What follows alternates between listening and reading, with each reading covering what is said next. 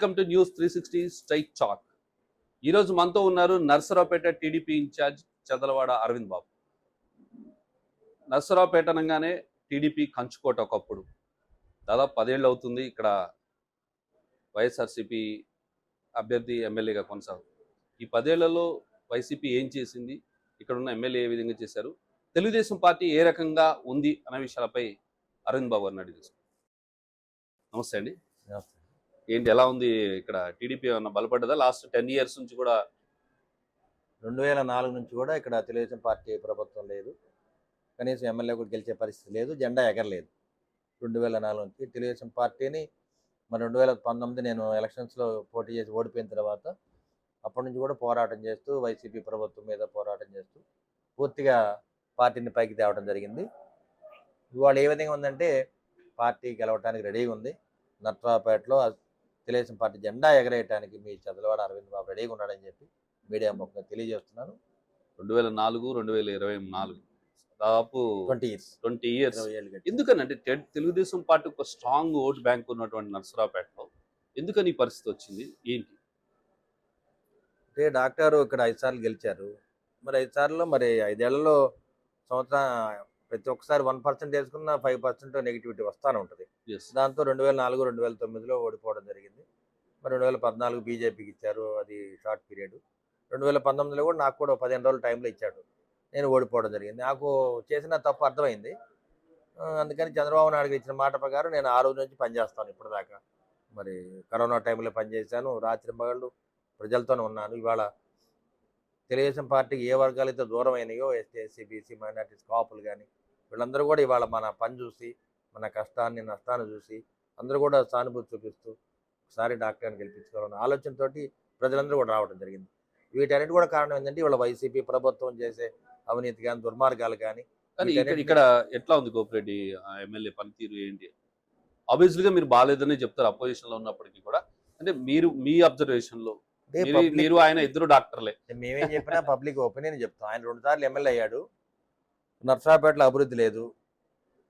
మరి టీడీపీ హయాంలో ఏదైతే మరి స్టేడియం కట్టినా కానీ, షాదీఖానా, టౌన్ హాల్ కానీ, రోడ్లు కానీ, 2 పూట్ల మంచినీళ్ళ సౌకర్యం కానీ, మరి కోటప్పకొండ అభివృద్ధి కానీ, అదే మంచినీటి పథకాలు కానీ, ఇవన్నీ కూడా మేము ఉన్నప్పుడు చేసినాయి. అదేవిధంగా ముస్లిం మైనార్టీ కానీ, ఎస్సీ సామాజిక వర్గానికి మేము దగ్గరుండి టీడీపీ హయాంలో ఎన్నో బిల్డింగ్లు కూడా కట్టడం జరిగింది. మరి వైసీపీ ప్రభుత్వం వచ్చేది ఒక్క అధికారికంగా గవర్నమెంట్ బిల్డింగ్ కూడా ఒకటి కట్టల. తెలుగుదేశం పార్టీ హయాంలో ఏదైతే బిల్డింగ్లు కట్టారో వాటిలో ఇవాళ ఎస్పీ బంగ్లా ఉంది, కలెక్టరేట్ ఆఫీస్ ఉంది, అన్నీ అక్కడే ఉన్నాయి ఇప్పటికి కూడా.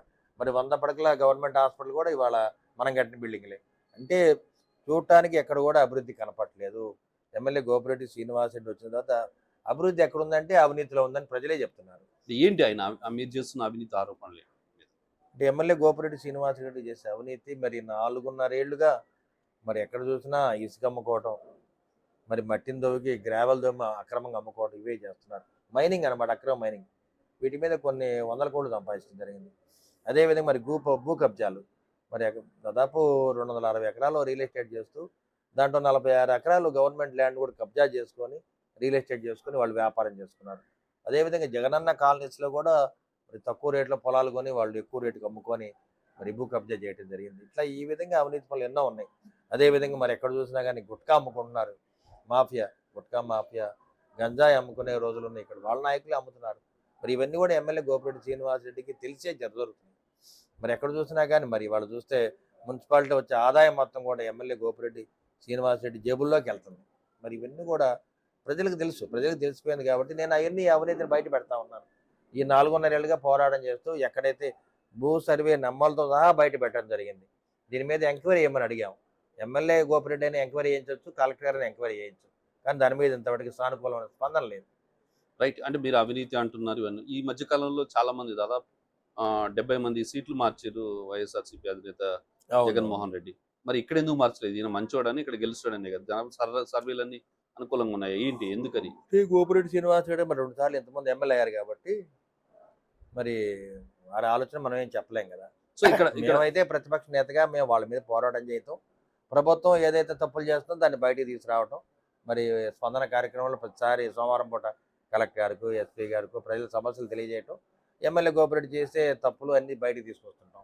రైట్. అంటే ఇక్కడ ప్రభుత్వ పథకాలు, సంక్షేమ పథకాలు, ఈ అమ్మఒడి లేకపోతే ఈ పెన్షన్‌లు, ఇంకా ఆసరా ఇట్లాంటి పథకాలన్నిటి మీద ఇక్కడ అభ్యర్థి ఆశలు పెట్టుకున్నారు. ఏంటి పరిస్థితి? అంటే ఏ గవర్నమెంట్ ఉన్నా సంక్షేమ పథకాలు చేయాల్సిందే, పింఛన్ ఇవ్వాల్సిందే, వృద్ధులకి ఇవ్వాల్సిందే, వికలాంగులకు ఇవ్వాల్సిందే, అదేవిధంగా విద్యా దీవెన ఇవన్నీ ఇవ్వాల్సిందే.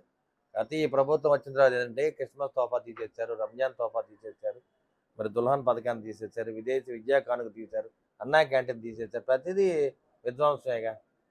మరి ఎవరన్నా ప్రశ్నిస్తే వాళ్ళ మీద దాడులు, కేసులు పెట్టడం. మరి గ్రామాల్లో ప్రశాంతత లేదు. హ్మ్. ఇప్పుడు తెలుగుదేశం పార్టీ నాయకులు, కార్యకర్తలే కాదు, వైసీపీ నాయకులు, కార్యకర్తలు వాళ్ళని ప్రశ్నించినా కానీ వాళ్ళ మీద కూడా దాడులు, కేసులు. ఇది ఓకే. ఎవరైనా వాళ్ళని ప్రశ్నించడానికి వీల్లేదు.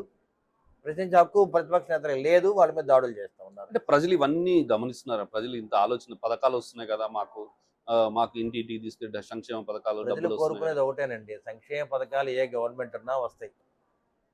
అక్కడ తెలంగాణలో కేసీఆర్ గారు ఉన్నా వచ్చినాయి, రేవంత్ రెడ్డి గారు ఉన్నా వచ్చినాయి, అట్లానే జగన్మోహన్ రెడ్డి గారు ఉన్నా వస్తాయి, చంద్రబాబు నాయుడు గారు ఉన్నా వస్తాయి. కానీ ప్రజలకి ఏంటంటే ప్రశ్నించే హక్కు కావాలి, తర్వాత వాళ్ళకున్న బాధ్యతలు తెలియాలి, ప్రశాంతంగా జీవనం గడపాలి. ఏ వర్గమైనా కూలినాలు సిమెంట్ పని చేసుకునేవాడని పని చేసుకుని వచ్చి హాయిగా ఇంట్లో పడుకుందామని చూస్తాడు. వాడిని లేపి అరే నువ్వు తెలుగుదేశం పార్టీ సానుభూతి పడడం వల్ల వాడిని కాళ్ళు చేతులు తిరగొడితే ప్రజలు ఊరుకోరుగా. యెస్. అదేవిధంగా వ్యాపారం చేసుకునే వాడిని నువ్వు తెలుగుదేశం పార్టీ సానుభూతి పడడం వాడిని మరి కొట్లు దీని వ్యాపారం చేయనీయకుండా ఉంటే అది చాలా దారుణమైన విషయం కదా. ప్రజలు ఒకటి ఏం కోరుకుంటారంటే వాళ్ళ పని వాళ్ళు చేసుకొని ఇవ్వాలి. ఒకటి, రెండు, ప్రశాంతంగా బతకాలి. అది ఆలోచన. రైట్. ఇక్కడ ఇప్పుడు కొత్తగా తెలుగుదేశం పార్టీ, జనసేన కూటమితో ఈసారి ఎలక్షన్‌లోకి వెళ్తున్నారు. ఎట్లా ఉంది ఇక్కడ సమన్వయం ఎట్లా ఉంది జనసేనకు, టీడీపీ ఇక్కడ మధ్య? నర్సరావుపేటలో మరి జనసేన ఇన్ఛార్జి జులానీ గారు ఉన్నారు. జులానీ గారు మరి టీడీపీ ఇన్ఛార్జిగా నేను ఇద్దరం కలిసి పనిచేసుకుంటున్నాము. ప్రతిరోజు ఉమ్మడి ప్రణాళిక ద్వారా మేము కార్యక్రమాలు సాగిస్తున్నాం. ఎందుకంటే ప్రతిరోజు భవిష్యత్ గ్యారెంటీ కానీ, బాబు షూరిటీ ఇవన్నీ కార్యక్రమాలు చేస్తూ ఉంటాం.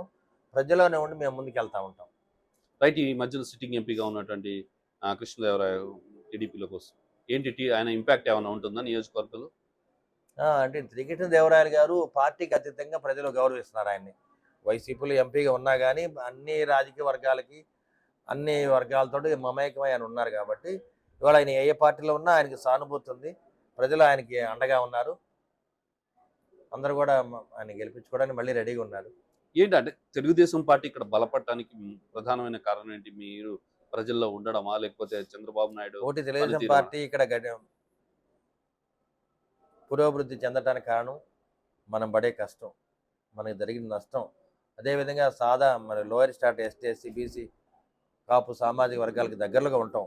ఇతనైతే మనకి సరైన నాయకుడు, ఇతనికి దగ్గరగా వెళ్ళొచ్చు, మధ్యలో ఎవరు ప్రమేయం లేకుండా అన్ని కార్యక్రమాలు కానీ సహాయం కానీ పొందవచ్చు అనే ఆలోచనతోటి నా యందు ఉన్నారు వీళ్ళందరూ కూడా. మరి 20 ఏళ్ల గ్యాప్లో మరి వాళ్ళు ఇంత కష్టపడే వ్యక్తి, ప్రజలకు దగ్గరగా ఉండే ఒక ఎమ్మెల్యే ఎవరు లేరు.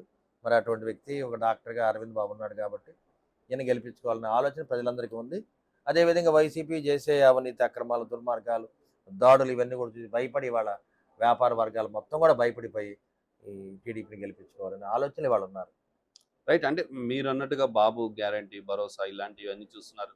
అంటే ప్రజల్లో పథకాలు, సంక్షేమం ఇవన్నీ ఉన్నాయి. జగనన్న ఉంది. ముస్లిం మైనారిటీలు లేకపోతే ఎస్సీ, ఎస్టీ వర్గాలన్నీ కూడా తమకే ఒక ఓట్ బ్యాంక్‌గా ఉన్నారు అని చెప్పేసి వాళ్ళు చెప్తున్నారు. సో, ఆ వర్గాలన్నీ వాళ్ళ వైపు ఉన్నాయా? వైసీపీ వైపు యెస్. అంటే అందరూ వస్తారని కాదుగా. ఇప్పుడు ఎస్సీ సమాజం వర్గం కానీ, ముస్లిం మైనారిటీస్ కానీ వీళ్ళందరూ కూడా ఏంటంటే సంక్షేమ కార్యక్రమాలు ఎన్నైనా చేయనండి. ఎవరు చేసిన ఇప్పుడు తల్లిదండ్రులు పిల్లల్ని చదివిస్తారు, అమెరికా పంపిస్తారు. తల్లిదండ్రులు బాగాలేకపోయినా చనిపోయినా కానీ వచ్చి చూసే పరిస్థితి లేదు పిల్లలకి. ఎక్కడ అమెరికాలో ఉంటారు. ఈ సంక్షేమ పథకాలు కూడా ఏ గవర్నమెంట్ వచ్చినా చేరాల్సిందే వాళ్ళకి. అమ్మఒడి ఇవ్వాల్సిందే. ఇవాళ వైసీపీ వాళ్ళు ఏం చేస్తారు, అమ్మఒడి ఒక్కళ్ళకి ఇస్తున్నారు. మరి మనం ఏం చేస్తున్నాం, చంద్రబాబు నాయుడు హయాంలో రేపు చంద్రబాబు నాయుడు రాగానే నలుగురు ఉంటే పిల్లలకి నలుగురికి అమ్మఒడి ఇస్తాం, నలుగురికి విద్యా దీవెన ఇస్తాం. ఆ విధంగా చదివిద్దాం. అన్నా క్యాంటీన్ మళ్ళీ పెడతారు, విదేశీ విద్య కానుక ఇస్తారు, రంజాన్ తోఫా ఇస్తారు, దుల్హన్ పథకం ఇస్తారు, క్రిస్మస్ తోఫా ఇస్తారు, అన్నీ చేస్తారు. అదేవిధంగా ఇప్పుడు ఎస్టీ ఉన్న సప్లైన్ కానీ వాళ్ళ నిధులు వాళ్ళే వాడుకోవడానికి వీలుగా ఇస్తారు. పంచాయతీ నిధులు ఇవన్నీ కూడా వాళ్ళ వైసీపీ ప్రభుత్వం దుర్మార్గాలు చేస్తుంది కాబట్టి వాళ్ళే వాడుకోవచ్చు. మీరు చెప్తుంది చంద్రబాబు విజన్ ఉన్న నేత, చంద్రబాబు అభివృద్ధి, చంద్రబాబు ముందు చూపు చూసి ఓట్లు వేయండి అని అంటున్నారు. కానీ ప్రజలకు మాత్రం తాత్కాలికంగా ఈ పథకాలు ఇవన్నీ ఇచ్చి ఓట్లు తీసుకోవాలని వైసీపీ చూస్తుంది. అంటే ప్రజలు ఎవరి వైపు ఉంటారు? అంటే ప్రజలు ఏంటంటే ఒక జగన్మోహన్ రెడ్డికి ఒక అవకాశం ఇచ్చారు అతను నమ్మి. కానీ అతను నమ్మిన తర్వాత అతని పరిపాలన చేత కాదు. ఇతన్ని అనవసరం ఒక ముఖ్యమంత్రిగా పనికిరాడు. వ్యవస్థ మొత్తం పాడైపోయినాయి అన్ని వ్యవస్థలు. విద్యా వ్యవస్థ పాడైపోయింది, రైతాంగం పాడైపోయింది. మరి సాఫ్ట్‌వేర్ ఇంజినీర్ పిల్లలు జాబ్స్ లేవు, జాబ్ క్యాలెండర్ లేదు. ఇవన్నీ కూడా గమనించి ఇవాళ మనం తల్లిదండ్రులు అందరూ కూడా ఏంటంటే పిల్లల భవిష్యత్తు కోసం మనం చూస్తాం. బాగా చదువుకోవాలి, వాళ్ళ భవిష్యత్తు బాగుండాలి. వాళ్ళు బాగుంటే రాష్ట్రం బాగుంటుంది కోరుకునే వ్యక్తులు ఇవాళ. మరి ఇతనికి పరిపాలన చేత కాదు. ఎక్కడ చూసినా గానీ దుర్మార్గాలు, దాడులు. మరి ఇంత అస్తవ్యస్తంగా ఉంటే గ్రామాల్లో ఉన్న సామాన్యమైన ప్రజలు కూడా బతకడానికి కూడా భయపడుతున్నారు. అదే మీకు చెప్తేనే ఒక రిక్షా దొక్కేవాడు ఎన్‌రామారావు బొమ్మ పెట్టుకున్నాడు రిక్షాకి. వాడిని విరగ్గొడుతున్నారు. ఏరా నువ్వు తెలుగుదేశం సానుభూతి పరుడువా? నువ్వు మాతోనే ఉండాలని. మరి ఇన్ని బెదిరింపులు, ఇన్ని దాడులకి పాల్పడుతుంటే మరి ప్రజలు ఓటింగ్ టైంలో ఓటేస్తారా? లేకపోతే ఎట్లా ఉంటది? తప్పనిసరిగా ప్రజలు ఏ విధంగా ఉన్నారంటే ఈ ప్రభుత్వాన్ని వదిలించుకుందాము. 2 ఏళ్ల క్రితం ప్రజలు మాట్లాడలా. 3 ఏళ్ల క్రితం మాట్లాడలా. ఇవాళ ఎలక్షన్ దగ్గరకు వస్తున్నాయి.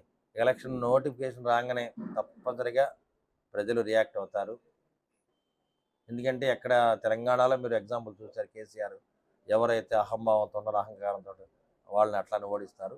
ఇదే విధంగా జగన్మోహన్ రెడ్డి గారు అదే అహంకారంతో ఉన్నాడు. అదే ధనబలం, అధికార బలంతో ఉన్నాడు. డెఫినెట్‌గా ప్రజలు ఓడిస్తారు. రైట్. అంటే నర్సరావుపేటకి ఇంకేమున్నాయి అసలు చేయాల్సిన? ఇంకేమన్నా అభివృద్ధి పనులు ఏమన్నా మిగిలిపోయినాయా? ఏమన్నా ఉన్నాయా? ఏంటి అసలు నర్సరావుపేటకి ఏం చేయాలనుకుంటున్నారు? నర్సరావుపేటలో ఇప్పుడు కూడా చాలా మంది ఇప్పుడు ఎన్టీఆర్ గృహకల్ప ఇళ్ళు ఉన్నాయి, టిట్కో గృహాలు. మేము తెలుగుదేశం పార్టీ హయాంలో కట్టించాం 1506 ఇళ్ళు. వాటి లబ్ధిదారులు వాళ్ళకి ఇవ్వాలి మేము. ఎందుకంటే మేము కోర్టులో వేసి దాన్ని స్టే తేవడం జరిగింది. వైసీపీ ప్రభుత్వం వచ్చిన తర్వాత ఈ ఇళ్ళు మొత్తాన్ని కూడా ఆక్రమించుకొని వైసీపీ కార్యకర్తలకు, నాయకులకు ఇద్దామని ప్రయత్నం చేయడం జరిగినప్పుడు మేము కోర్టులో వేసి తెచ్చుకున్నాం.